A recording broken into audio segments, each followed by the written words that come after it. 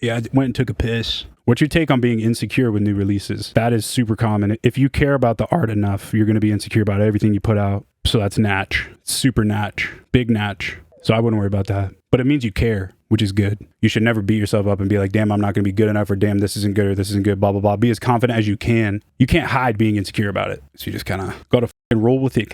Half the DJs I came up to are canceled and gone. Nectar, Datsick. Were they the exception or the industry's norm? Are you saying, like, are there more people like that and they were just made examples? Because it's definitely not industry norm. I've met more really good people than shitty people. It also depends on who you ask. You know what I'm saying? But I've met people that are like, oh, so-and-so is a piece of shit because he said this or because he said this. And that's subjective because, like, you can be offended at something or not be offended at something. So that part of it, I feel like, is kind of up to your own shit. Not based on your and Datsick. They're a piece of shit. If you're canceled for, like, doing something IRL, not so much just saying shit, then I feel like that's definitely not normal, and they were definitely the first of many to fall.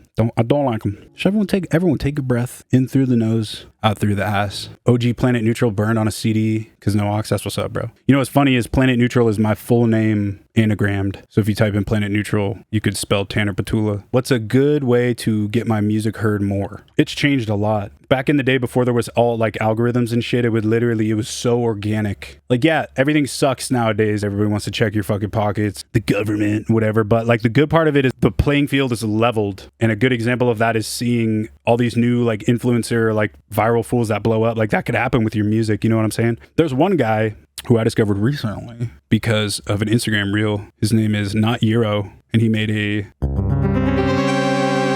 Super Mario and Wu-Tang mashup. So I feel like back in the day, you could just post it, and if you have a following, they'll follow you. It's very natural. But now, like, make something that's fun for you, that's interesting to you, that you do like, but is on the trendy side. As lame as it sounds, like I said last stream, like, you got to sell out a little bit nowadays. Just shit like that. Fun shit. Consistency, too, I guess. I'm still kind of learning how this shit works.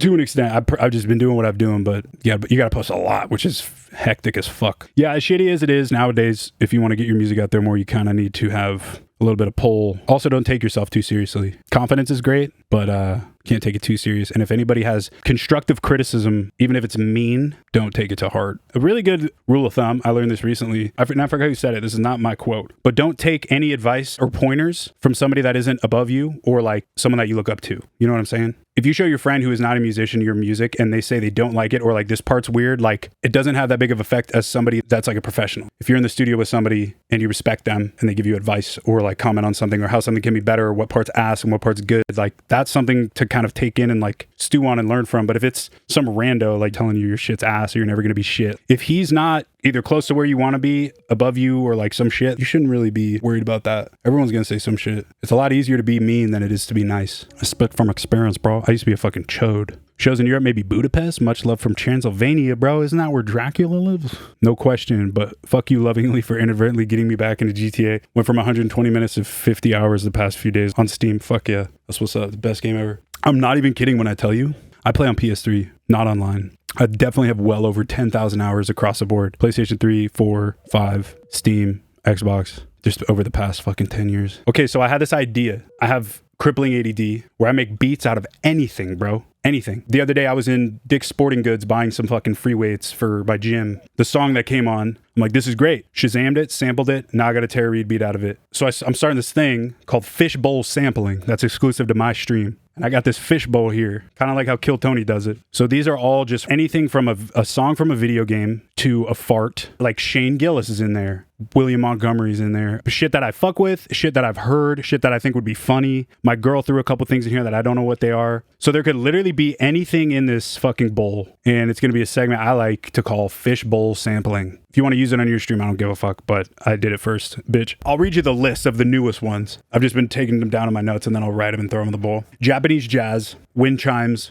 Aladdin type beat, Shane Gillis, William Montgomery, Casey Rocket, Rocket Power, Invader Zim, Bay Area shit, Andre Nicotina type beat, Daft Punk type beat, vocoder, Seinfeld bass type beat, jump up drum and bass, generic movie trailer, Spider-Man 10 trailer, I don't know what that means, Dr. P type beat, Flux type beat, Skrillex growls, comb teeth, like the teeth of a comb, elephant noises, Dexter's Lab type beat, Earthbound, Golden Eye, Salad Fingers, Drowned God, R. Kelly Passport song, and Animal Crossing. Those are the newest ones I'm adding, but we're just gonna Keep fucking lining them up. Same thing happened to me with my sinuses after I got the vax. I have the surgery scheduled.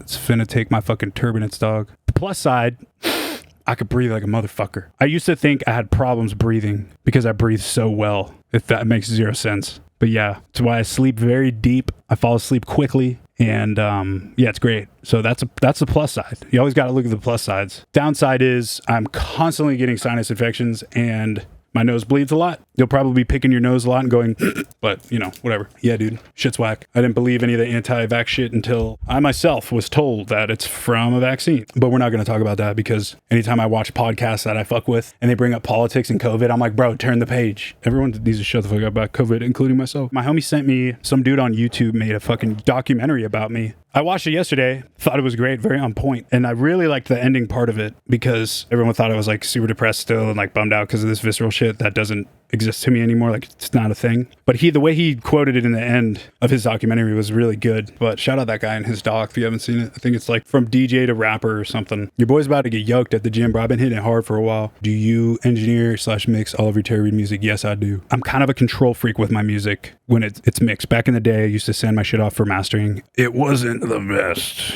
I didn't like how it would sound and it took way too much time. So I do it myself. But yeah, if it's somebody else's beat, I just have them send me stems and then mix it the way I want to. But 9 times out of 10, they love it. Yeah, Manifesto, my newest album, I mixed the whole thing. All Hot Vodka 1 and 2. Everything from Terry Reid I've mixed. Except for, I think Joey Valance mixed our collab. And also with Darky, he mixed that one. It was never a goal of mine to do rap full time or completely switch. A series of events came up. I might sound like a bitch, but I'm not going to talk shit on anybody specific. But if you've ever dated a narcissist, you know what that shit can do to your mental. I love hard as fuck. So like when I'm with somebody, I'll do fucking anything for them, blah, blah, blah, blah, blah. But that will enable them to take advantage of me if the opportunity came up. And so this opportunity came up, they fucking took it. It sounds so weird to say because I've never said it out loud, but it's essentially like from day one, they can start manipulating you and you won't know it because you care too much. And so you're like, I'll do anything for you, blah, blah, blah, blah, blah. And then it gets to a point where maybe an external source. For me, it was like one of my best friends was like, yo, why are you acting like this? Why is she saying this shit to you? Why is this happening? Why would like all this stuff questioning it? And to me, the shit was normal. She wasn't like fucking beating my ass or like anything like that. But it was just like very small things that I didn't used to do. Just change your mannerisms and stuff. And I feel like it stripped me of my personality a little bit. If you can go back and like and look at like the timeline, I was doing all this crazy stuff, posting all these fucking videos, being hella funny, making the craziest fucking music, getting fucked up. And like, and in a way I did think it helped me because I was kind of humbled a little bit and like chilled out. But then that went a little bit further. I was like a completely different person. And a lot of the people that I was friends with acted weird around me because I wasn't the same type of dude that I was. It's not all bad. It was good in a sense. For a couple years, it was kind of fucking with me. And those were the kind of couple years where I started to, my attitude changed on like my work and what I was doing and my career choices. And I think a lot of that came from because she was very, very insecure. Not talking shit. I honestly felt bad for her, but she was very insecure in that she would always think I would cheat on her. And I'm not a cheater. I got way too big of a conscience to cheat on someone. She was very insecure and it wasn't her fault. And like she fucking, you know, would constantly think I'm cheating and blah, blah, blah, blah, blah. And it went on for so long that I just eventually completely started to like strip parts of my life and career that would like make her think those things. So it essentially enabled me to be a hermit and like a recluse and like not fuck with a lot of people I used to fuck with. And it was fine at the time because it was like the pandemic or whatever. But when I got out of it, it was kind of like what the fuck is happening? I had to move my ass to Denver because I'm like, dude, I need to get the fuck out of here, move to a place where I don't know anybody, rediscover my shit. But that was the time when I started doing rap full time because it was the only thing left that was still like open. You know what I'm saying? So I guess I'm not fucking trying to blame this girl. Like, it's not her fault. She's not an evil genius knowingly changing me, but it was just like, if I could put a finger on when I started rapping full time and fucking doing that, that's what it was. Damn, I just rambled for like an hour. That's my bad. But yeah, be careful of narcissists. They're hard to point out. I feel like narcissist is a buzzword now. A lot of people I see, all the people like, what it's like dating a narcissist, what it's like this, blah, blah, blah, blah, blah. I have anxiety. I'm depressed. There's so many buzzwords that anybody can throw out to seek sympathy. I'm not seeking sympathy. All I'm telling you is I didn't know what a narcissist was until I got a therapist. And my therapist was like, oh, what was your last relationship like? Told them, they're like, sounds like a narcissist. Looked into it. And that's what it was. I feel like I was sad about it for a bit, but now it's turning me into this motherfucking beast you see before you, yo. So yeah, just be careful of narcissists. Always check in with your homies.